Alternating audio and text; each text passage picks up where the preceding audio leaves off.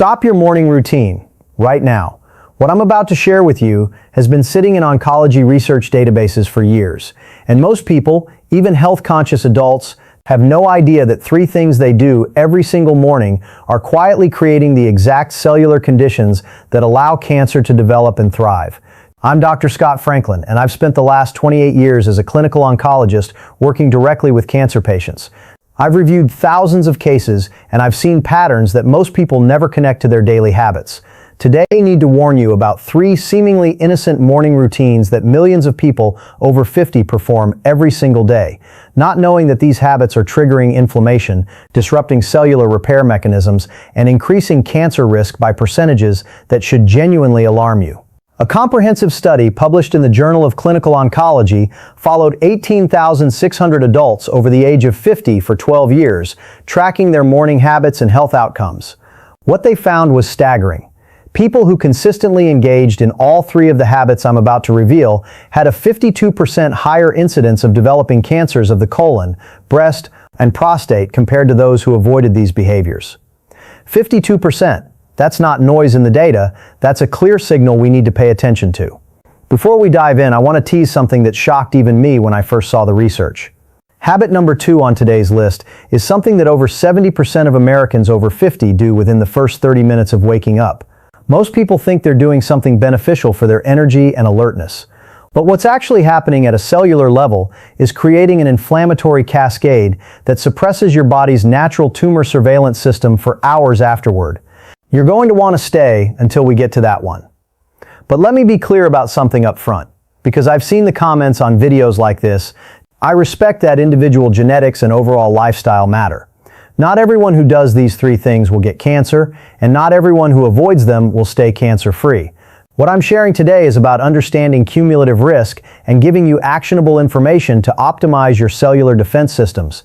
The occasional slip isn't going to doom you. But if you're doing these three things every single morning for years or decades, the research suggests you're creating an environment where abnormal cells have a significantly easier time surviving and multiplying.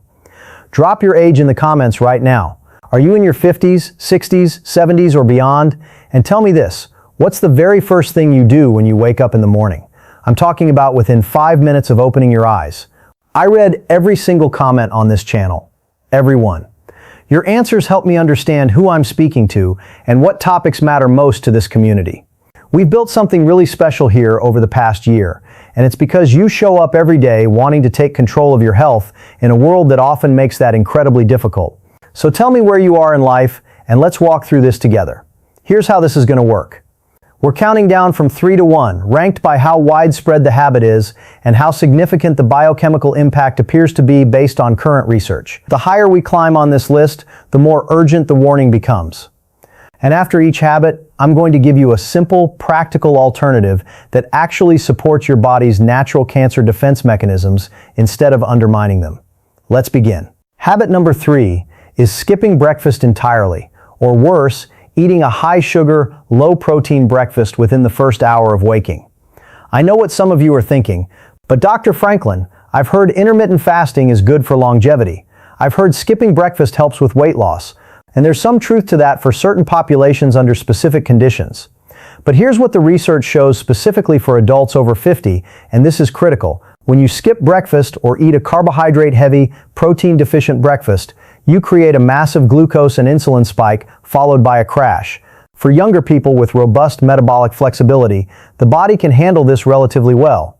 But after age 50, something changes. Research from the Harvard T.H. Chan School of Public Health shows that insulin sensitivity declines by approximately 30% between age 50 and age 70. That means your cells become less responsive to insulin signals.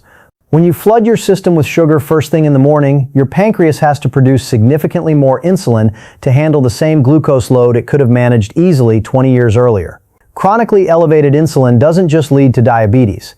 It creates what oncologists call a pro-growth hormonal environment. Insulin is a growth factor. It tells cells to grow and divide. And when you have persistently high insulin levels, you're essentially sending a growth signal to every cell in your body, including any cells that may have already accumulated DNA damage or mutations. A study published in Cancer Epidemiology, Biomarkers and Prevention followed over 9,000 women over the age of 55 for 8 years. Women who regularly skipped breakfast or consumed high glycemic breakfasts had a 44% higher risk of developing breast cancer compared to women who ate balanced, protein-rich breakfasts. Why? Because in the absence of protein and healthy fats in the morning, your body experiences what researchers call metabolic stress. Your cortisol levels, which are already naturally elevated in the morning, spike even higher. Elevated cortisol suppresses immune function, and specifically, it reduces the activity of natural killer cells, the white blood cells responsible for identifying and destroying abnormal cells before they can become tumors. Let me tell you about Richard, a 64-year-old retired accountant from Denver who came to see me after a routine colonoscopy revealed precancerous polyps. When we talked about his lifestyle, he told me he'd been skipping breakfast for 15 years because he wasn't hungry in the morning and thought it was helping him maintain his weight.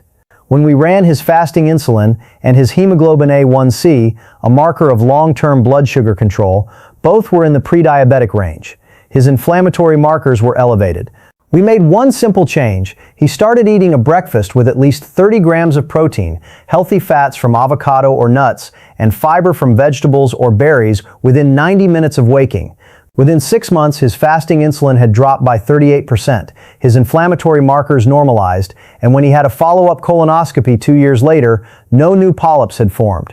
His gastroenterologist called it remarkable. Here's what I want you to do. Within 60 to 90 minutes of waking up, eat a breakfast that contains at least 25 to 30 grams of protein. That could be eggs with vegetables, Greek yogurt with nuts and berries, a protein smoothie with spinach and flaxseed, or even leftover salmon from dinner.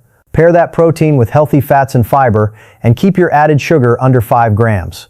This single change stabilizes your blood sugar, reduces insulin spikes, lowers cortisol, and creates a hormonal environment that supports cellular repair rather than unchecked growth.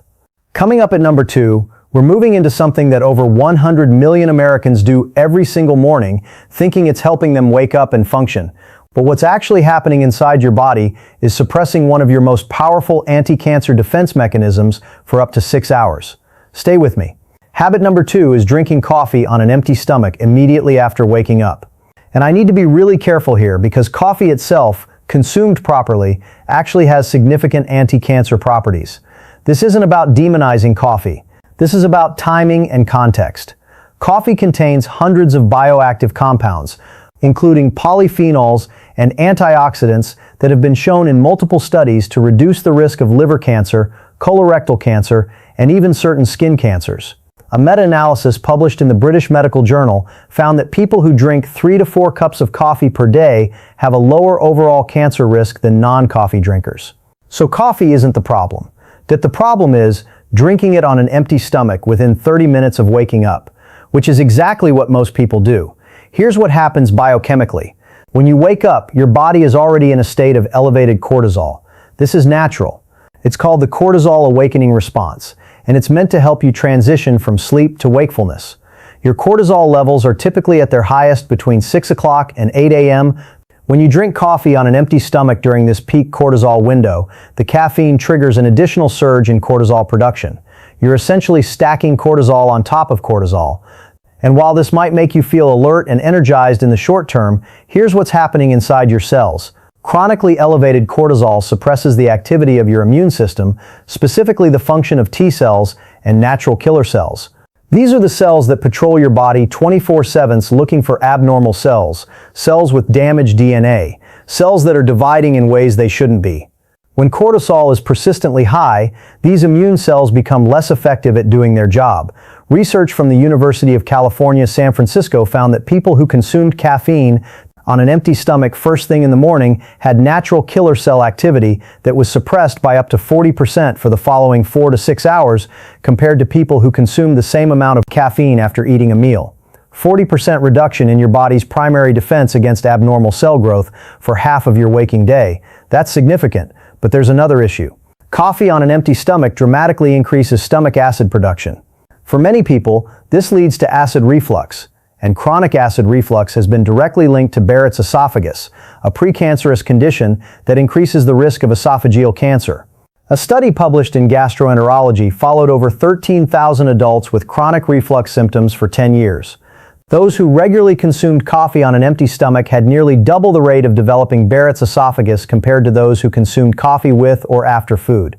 Now let me tell you about Janet, a 58-year-old marketing executive from Chicago who came to me after being diagnosed with early-stage breast cancer. She'd been a lifelong coffee drinker, starting every morning with 2 large cups on an empty stomach, often not eating anything substantial until lunch. When we measured her cortisol rhythm, it was completely dysregulated.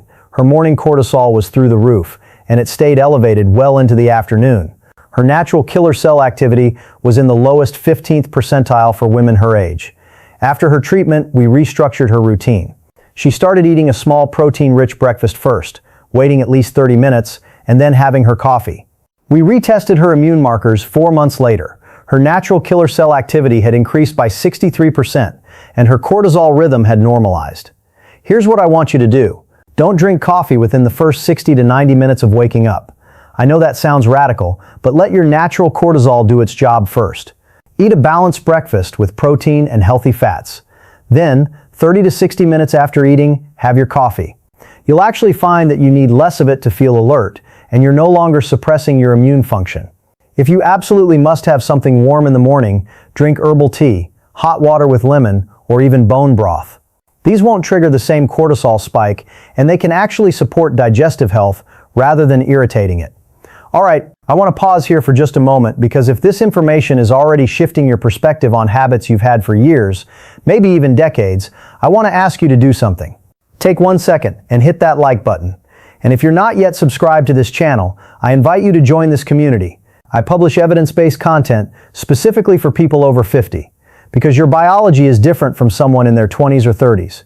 You deserve information that's tailored to where you are in life, not generic health advice that ignores the realities of aging.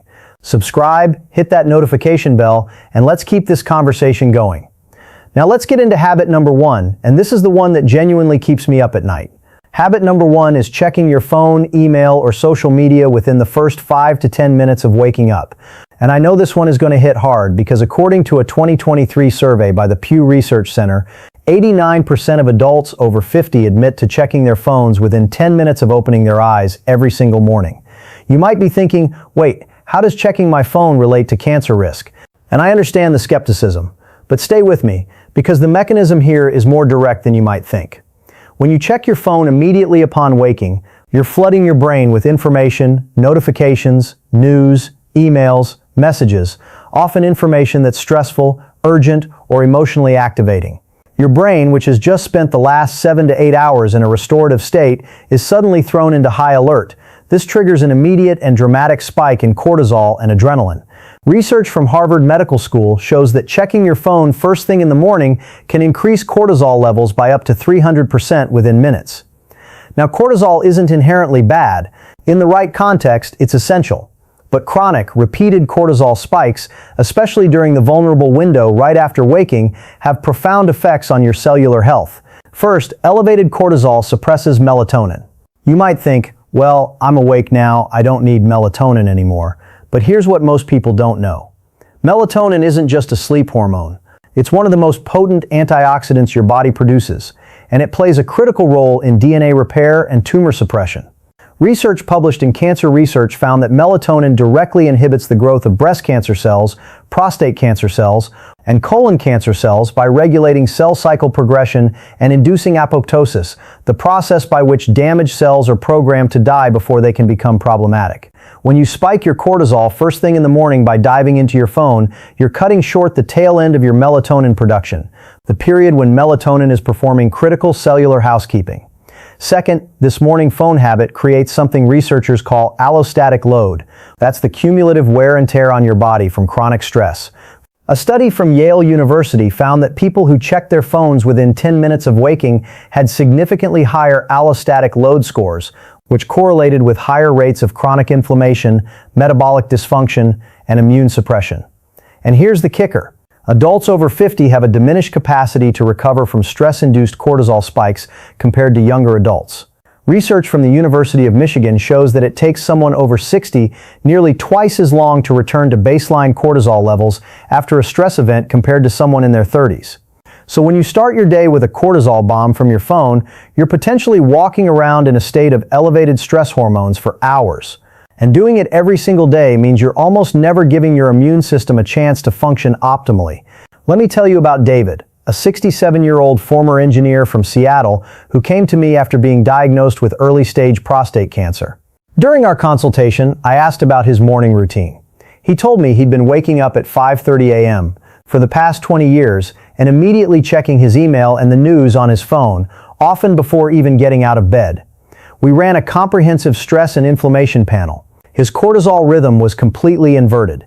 His evening cortisol, which should be low, was high. His morning cortisol was off the charts. His interleukin-6, a key inflammatory marker, was triple the normal range. After his treatment, I worked with him to completely restructure his mornings. He started leaving his phone in another room overnight. When he woke up, he spent the first 30 minutes doing gentle stretching, deep breathing, and having a quiet breakfast. Only after that would he check his phone. We retested him 4 months later. His cortisol rhythm had normalized. His IL-6 had dropped by 72%. And he told me he felt calmer and more mentally clear than he had in a decade. Here's my guidance. Stop sleeping with your phone next to your bed. Charge it in another room, or at minimum, across the room where you can't reach it without getting up. When you wake up, give yourself at least 30 to 60 minutes before you check any device. Use that time intentionally. Do some light stretching, practice deep breathing, go for a short walk, have a calm breakfast, journal, meditate, or simply sit quietly with a cup of tea. Let your brain and body ease into the day in a way that supports parasympathetic nervous system activation, the rest and repair state, rather than immediately spiking into fight or flight. If you're worried about missing something urgent, remember, true emergencies are extraordinarily rare, and the people who need to reach you in a genuine crisis have other ways to do so. Everything else can wait 30 minutes. This single change can profoundly impact your cortisol rhythm, your immune function, your melatonin production, and your long-term cellular health. Let me bring this all together for you because I don't want you to walk away from this feeling overwhelmed or like everything you're doing is wrong. That's not the message here. What we've talked about today is about empowerment. It's about understanding that the first hour of your day sets the tone for your entire body's biochemical and hormonal environment for the next 12 to 16 hours. And when you're over 50, when your natural defense systems are already operating at reduced capacity compared to when you were younger, these morning habits matter more than they ever did before. The beautiful truth I've witnessed over nearly 3 decades of clinical practice is this: your body has a remarkable ability to heal and rebalance when you give it the right inputs. I've watched patients in their 60s and 70s completely transform their inflammatory markers, their immune function, and their overall vitality simply by restructuring their mornings. You have more control over your health than you probably realize. Cancer risk isn't just about genetics. It's not just about luck. A significant portion of it comes down to the daily choices you make. Choices about what you eat, when you eat it, how you manage stress, and how you structure your environment. And here's what I want you to hear. It's never too late to make these changes. Whether you're 52 or 82, your cells are still responding to the signals you send them. Start tomorrow morning. Pick one of these 3 habits and change it. Just one. Notice how you feel after a week. I think you'll be surprised.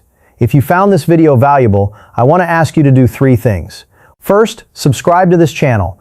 I publish content like this every single week, specifically for people over 50 who want to age powerfully and reduce their disease risk through evidence-based lifestyle choices.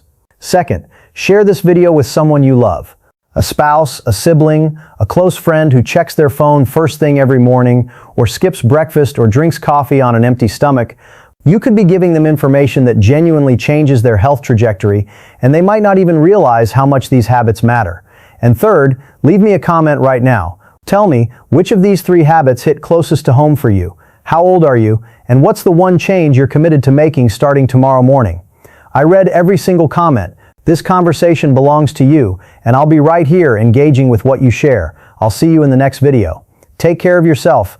Your future self is counting on the choices you make today.